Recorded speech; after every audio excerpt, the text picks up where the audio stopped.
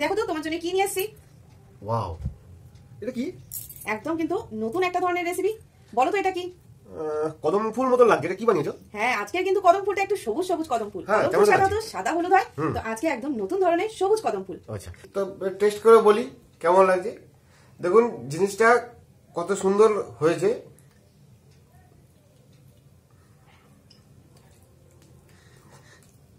অসাধারণ একটা টেস্ট।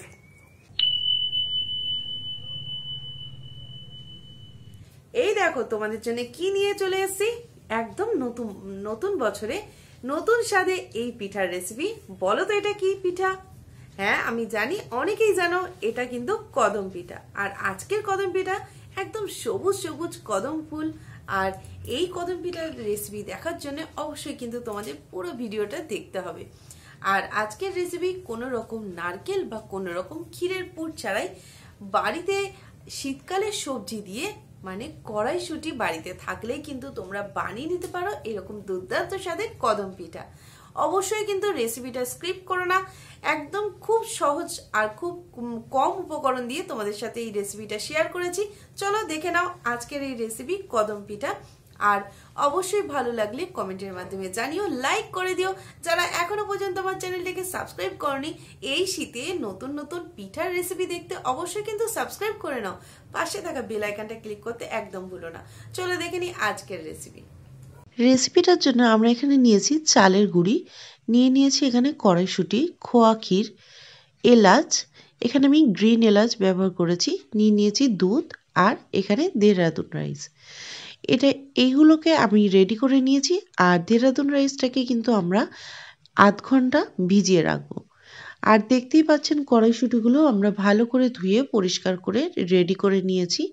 আর এটাতে আমরা ব্যবহার করছি চিনি। তো চলুন আমরা রেসিপিটা দেখে নিই। এখানে আমি একটা কড়াই বসিয়ে নিয়েছি আর গ্যাসটাকে জ্বালিয়ে নিয়ে এরপরে আমরা দিয়ে দিচ্ছি কড়াইয়ের মধ্যে জল। এখানে আমি কড়াইশুঁটিগুলো যেগুলো ছিল সেগুলোকে আমরা একটু ভালো করে ভাপিয়ে নেব।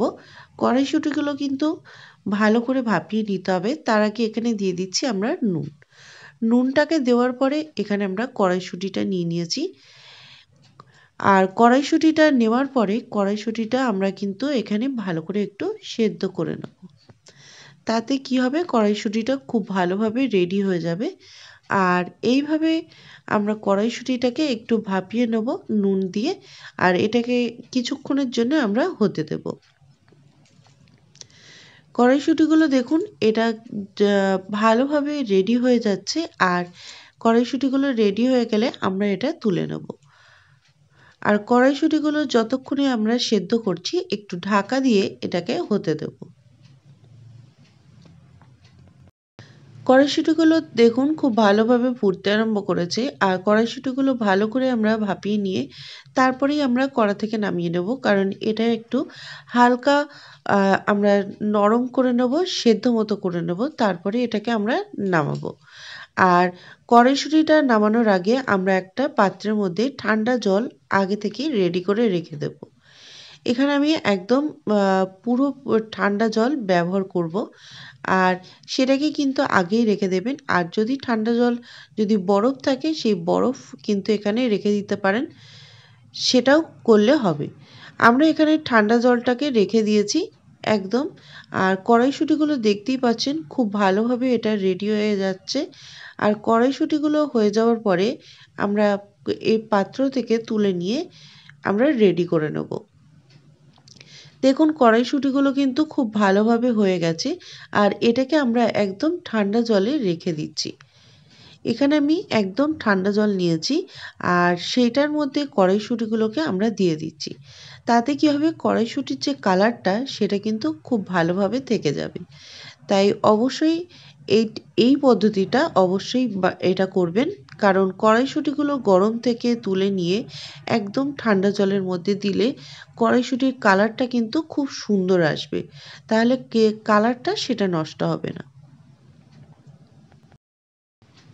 সমস্ত কড়াইশুঁটিগুলোকে আমরা তুলে রেডি করে নিয়েছি। আর এরপরে নিয়ে নিয়েছি একটা মিক্সার গ্রাইন্ডার। মিক্সার গ্রাইন্ডারটাকে নেওয়ার পরে এর মধ্যে দিয়ে দিচ্ছি আমি এলাচ। এখানে আমি গ্রিন এলাচ ব্যবহার করেছি, যেটা সবুজ সবুজ যে এলাচটা হয় সেটার গন্ধটা কিন্তু অনেক সুন্দর হয়, তাই গ্রিন এলাচ এখানে আমি ব্যবহার করেছি। আর এরপরে আমি দিয়ে দিচ্ছি কড়াইশুঁটি। কড়াইশুঁটিগুলোকে আমরা এর মধ্যে দিয়ে দিলাম। আর দেওয়ার পরে এর মধ্যে আমি কিন্তু পুরো কড়াইশুঁটিটাকে দিয়ে আমি ভালো করে পেস্ট করে নেব। আর দেখতেই পাচ্ছেন কড়াইশুঁটির কালারটা কিন্তু দুর্দান্ত আছে, আর একদম খুব সবুজ রঙের, খুব ভালোভাবে কিন্তু কড়াইশুঁটির কালারটা রয়েছে। কড়াইশুঁটিগুলোকে দেওয়ার পরে আমরা একটা পেস্ট বানিয়ে নেব। দেখুন কড়াইশুঁটির পেস্টটা খুব সুন্দর সবুজ হয়েছে, যেহেতু এখানে আমি ঠান্ডা জল ব্যবহার করেছিলাম। আর পেস্ট করার সময় অল্প একটু ঠান্ডা জল দিয়ে দিলে তাহলে কালারটা এরকম সুন্দর থাকবে। এরপরে আমি কড়াইটাকে বসিয়ে নিয়েছি। আর কড়াইটা বসিয়ে নেওয়ার পরে আমি বাদবাকি যে প্রসেসটা সেটা আমরা রেডি করে নেব। এরপরে আমরা দিয়ে দিচ্ছি এর মধ্যে ঘি। এখানে আমি 1 টেবিল চামচ মতো ঘি দিয়েছি। দিয়ে দিচ্ছি এলাচ। এখানে আমি 4টে এলাচ নিয়েছি। আর পেস্ট করার সময় কিন্তু আমি 4 থেকে 5টা এলাচ খোলাটা ছাড়িয়ে দানাগুলো নিয়ে পেস্ট করেছিলাম। আর এর মধ্যে কড়াইশুঁটি আমি দিয়ে দিচ্ছি। এখানে আমি ঘিয়ের ব্যবহার করেছি। ঘিয়ের ব্যবহারটা করলে কি হবে, গন্ধটা আর টেস্টটা খুব সুন্দর আসবে। আর আমি 2 চামচ মতো কড়াইশুঁটির পেস্ট আলাদা করে রেখে দিয়েছি। আর বাদবাকি সমস্ত কড়াইশুঁটিগুলো কিন্তু এর মধ্যে দিয়ে দিলাম। আর দেওয়ার পরে দেখতেই পাচ্ছেন এটাকে কন্টিনিউ আমরা ঘিয়ের সাথে এইভাবে নাড়তে থাকবো। যদি এইভাবে কন্টিনিউ নাড়ি তাহলে কিন্তু এর কড়াইশুঁটির যে একটা আলাদা গন্ধ সেটা কিন্তু একদম চলে যাবে, খুব সুন্দর একটা টেস্ট আসবে। আর যদি এর মধ্যে গ্রিন কালার এলাচ না পান তাহলে নর্মাল এলাচ দিলেও হবে। এরপরে এটাকে ভালো করে মিশিয়ে দিচ্ছি। খুব ভালো করে কিন্তু কড়াইশুঁটির এই পেস্টটাকে ভালো করে মেশাতে হবে, যাতে কোনো রকম কড়াইশুঁটির এই থেকে এই কাঁচা গন্ধটা না থাকে। আমরা ভালোভাবে এটাকে মিশিয়ে নিয়েছি। আর 3 থেকে 4 মিনিট এটাকে কন্টিনিউ আমরা কড়াইয়ের মধ্যে নেড়ে নিয়েছি। কড়াইয়ের মধ্যে এটাকে নেড়ে নেওয়ার পরে এর মধ্যে দিয়ে দিচ্ছি যে খোয়া ক্ষীরটা আমরা রেখে দিয়েছিলাম, সেই খোয়া ক্ষীরটা। এখানে আমি খোয়া ক্ষীর নিয়েছি 25 গ্রাম মতো। সেই খোয়া ক্ষীরটা এর মধ্যে আমরা ভালো করে দিয়ে এটাকে নাড়তে থাকবো। আর কড়াইশুঁটি কিন্তু এখানে আমরা ব্যবহার করেছি 100 গ্রাম মতো কড়াইশুঁটি ব্যবহার করেছি। এরপরে এটাকে আমরা খুব ভালো করে মিশিয়ে দিচ্ছি খোয়া ক্ষীরের সাথে। আর মেশানোর সময় অবশ্যই খেয়াল রাখবেন কোনো রকম দলা দলা ভাব যেন না থাকে। এরপরে আমরা দিয়ে দিচ্ছি দুধ। আমরা দুধটাকে অল্প অল্প করে ঢেলে এর মধ্যে দিয়ে দিচ্ছি। দুধটাকে দেওয়ার পরে এটা কন্টিনিউ এইভাবে নাড়তে থাকবো, যাতে কড়াইশুঁটির এই যে কোনো রকম দানা দানা ভাব না থাকে, সমস্তটা দুধের সাথে যাতে মিশে যায়। দেখতেই পাচ্ছেন দুধের কালারটা কিন্তু দুর্দান্ত এসছে, আর এর গন্ধটাও কিন্তু অসাধারণ বার হয়েছে। অবশ্যই এটা বাড়িতে একবার ট্রাই করবেন। এখানে কিন্তু একদম পেস্তা যে কালারটা, সেই কালারটা কিন্তু চলে এসছে। আমরা এটাকে খুব ভালোভাবে নাড়তে থাকবো। আর এইভাবে কন্টিনিউ নাড়তে নাড়তে দুধটাকে ফুটিয়ে আমরা কিন্তু ক্ষীর তৈরি করে নেব। অবশ্যই দুধটাকে কিন্তু ভালো করে জাল দিয়ে ফুটিয়ে এটাকে একদম ঘন করে নিতে হবে। আর দুধটা যত ফোটাবে তত কিন্তু এটা ঘন হয়ে গেলে একদম ক্ষীরের আকারে চলে আসবে। তাই এইভাবে এটাকে আমরা ভালো করে কন্টিনিউ নাড়তে থাকবো।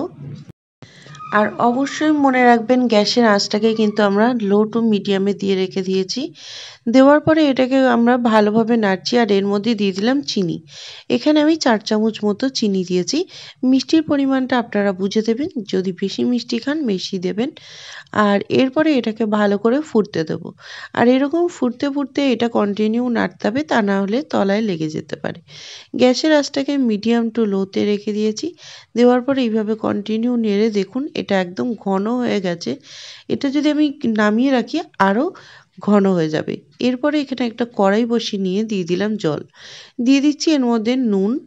আর দিয়ে দেবো একদম হাফ চামচ মতো তেল। দেওয়ার পরে এটাকে খুব ভালো করে মিশিয়ে দিচ্ছি। ভালো করে মিশিয়ে দেওয়ার পরে আমরা যে চালের গুঁড়িটাকে রেখে দিয়েছিলাম সেই চালের গুঁড়িটা রেডি করব। জলটা যেই গরম হয়ে যাবে আমরা তখনই জলের মধ্যে দিয়ে দেব চালের গুঁড়ি। চালের গুঁড়িটাকে দেওয়ার পরে এটাকে অল্প অল্প করে দেওয়ার পরে কন্টিনিউ নাড়তে থাকবো, যাতে খুব সুন্দর চালের গুঁড়িটা গরম জলে আমরা মেখে নিতে পারি। এটাকে চালের গুঁড়িটাকে আমরা খুব ভালোভাবে মেখে নিয়েছি। আর মেখে নেওয়ার পরে একটা পাত্রের মধ্যে এটাকে নিয়ে নিচ্ছি। দেখুন এটাকে নামিয়ে নিয়েছি চালের গুঁড়িটা। চালের গুঁড়িটা একটা পাত্রের মধ্যে নামিয়ে নিয়ে এটাকে হালকা একটু ঠান্ডা হতে দেবো, কারণ চালের গুঁড়িটা প্রচণ্ড পরিমাণে গরম রয়েছে। হালকা ঠান্ডা হতে দেবো, বেশি ঠান্ডা হলে হবে না।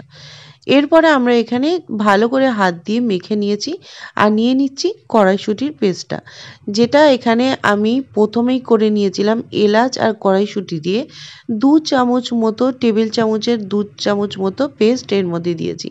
আর দেখুন এই যে চালের গুঁড়ির যে ডোটা সেটা একদম গ্রিন কালার হয়ে গেছে, একদম পেস্তা কালার। আমি জানি না ক্যামেরাতে কতটা লাইটটা রয়েছে, কিন্তু এটা একদম গ্রিন কালার আসবে। এরপরে আমরা ছোট ছোট গোল করে নিয়েছি এরকম মিডিয়াম সাইজের। আর নেওয়ার পরে এটাকে হাত দিয়ে এইভাবে একটা বাটির শেপে রেডি করছি। এটাকে বাটির শেপে রেডি করার পরে এর মধ্যে দিয়ে দিচ্ছি পুরটা। যে পুরটা রেডি করেছিলাম সেটা দেখতেই পাচ্ছেন বসে গেছে আর খুব ঘন হয়ে গেছে। এটা একদম ক্ষীর তৈরি হয়ে গেছে। এরপরে আমরা এটাকে অল্প অল্প করে ভালোভাবে দিয়ে মুড়ে দিচ্ছি। দেখতেই পাচ্ছেন ভালোভাবে মুড়ে দিচ্ছি। আর অবশ্যই মনে রাখবেন এই যে চালের গুঁড়ির ডোটা গাটা কিন্তু একদম প্লেন হতে হবে। কোনো জায়গায় ফেটে গেলে তাহলে এটা যখন আমরা স্টিমে দেব এটা ফেটে যেতে পারে। এরপরে এখানে আমরা যে চালটা নিয়েছিলাম সেই চালটা আমরা জল থেকে ঝরিয়ে তুলে নিয়েছি। তুলে নেওয়ার পরে চালটাকে আমরা ভালোভাবে এইভাবে মাখিয়ে নিচ্ছি। মাখিয়ে নেওয়ার পরে হাত দিয়ে চেপে চেপে রেডি করে নিচ্ছি। আর রেডি হয়ে যাওয়ার পরে এটাকে একটা থালার মধ্যে রেখে দিচ্ছি। প্রত্যেকটা কিন্তু এখানে গ্রিন কালার চলে এসছে। ক্যামেরাতে এখানে কালারটা অতটা বোঝা যাচ্ছে না, কিন্তু খুব সুন্দর একটা গ্রিন কালার চলে আসবে। এরপরে এটাকে আমরা প্রত্যেকটা রেডি করে নিয়েছি। রেডি করে নিয়ে এখানে আমরা স্টিম করার জন্য এখানে আমরা স্টিম মেকারে এখানে চারিদিকে একটু তেল ব্রাশ করে নিয়েছি, নিয়ে দিয়ে দিচ্ছি। আপনাদের কাছে স্টিম এরকম না থাকলে একটা থালার মধ্যে ব্রাশ করে নিয়ে আর কড়াইয়ের মধ্যে জল দিয়ে নিচে একটা বাটি বসিয়ে এটাকে এইভাবে রেডি করতে পারেন। আমি এটাকে রেডি করে নিয়েছি। আর রেডি করে নেওয়ার পরে আমরা বসিয়ে দিয়েছি স্টিমে। স্টিমটা আমার হতে দেবো। আর এটা কিন্তু একদম বেশিক্ষণ লাগে না। দেখতেই পাচ্ছেন স্টিমটা হয়ে যাওয়ার পরে চালগুলো খুব সুন্দরভাবে রেডি হয়ে গেছে। আর কি অসাধারণ দেখতেও লাগছে, কালারটা একদম সবুজ আর চালগুলো সাদা সাদা, দুর্দান্ত কিন্তু একটা কালার এসছে আর গন্ধ অসাধারণ বার হয়েছে। অবশ্যই এটা বাড়িতে ট্রাই না করলে বুঝতে পারবেন না যে এটা কতটা সুন্দর খেতে। এইভাবে পিঠে আপনারা অনেকভাবেই খেয়েছেন, কিন্তু এইভাবে কদম পিঠে একবার বানিয়ে দেখুন। অবশ্যই অতি অবশ্যই এটা এই শীতকালে বানিয়ে দেখুন, খেতে দুর্দান্ত হয়।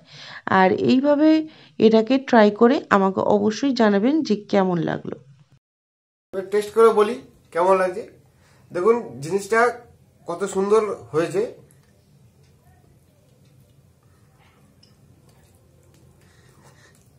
অসাধারণ একটা টেস্ট। সবুজ যে পুরটা দিয়েছে এই পুরটার জন্য কিন্তু টেস্টটা অসাধারণ আমার লাগছে। তোমরা অবশ্যই বাড়িতে ট্রাই করো, ট্রাই করে জানাও কেমন হয়েছে। আশা করি তোমাদের খুব ভালো লাগবে। আমাদের রেডি হয়ে গেল দুর্দান্ত স্বাদের কদম পিঠার রেসিপি। কোনো রকম নারকেল বা অন্য কোনো পুর ছাড়াই সামান্য কড়াইশুঁটি দিয়ে কিন্তু তোমরা এরকম সুস্বাদু একটা পিঠার রেসিপি অবশ্যই বাড়িতে ট্রাই করে দেখতে পারো। আর এরকম নতুন স্বাদে নতুন ধরনের পিঠার রেসিপি অবশ্যই বাড়িতে সবাইকে বানিয়ে খাওয়াও। আর দেখো সবাই কিন্তু খুশিও হয়ে যাবে। চলো আজকের মতো রেসিপি পর্যন্তই, আবারও ফিরে আসবো নতুন কোনো রেসিপি নিয়ে। আর অবশ্যই বাড়িতে ট্রাই করলে জানাতে একদমই ভুলো না যে কেমন লাগলো আজকের এই দুর্দান্ত স্বাদের রেসিপিটা। যারা নতুন বন্ধু আছো এখনো পর্যন্ত সাবস্ক্রাইব করনি, তাড়াতাড়ি করে সাবস্ক্রাইব করে নাও, পাশে থাকা বেল আইকনটা ক্লিক করতে একদম ভুলো না। চলো আজকের মতো এই পর্যন্তই, আবারও ফিরে আসবো নতুন কোনো রেসিপি নিয়ে।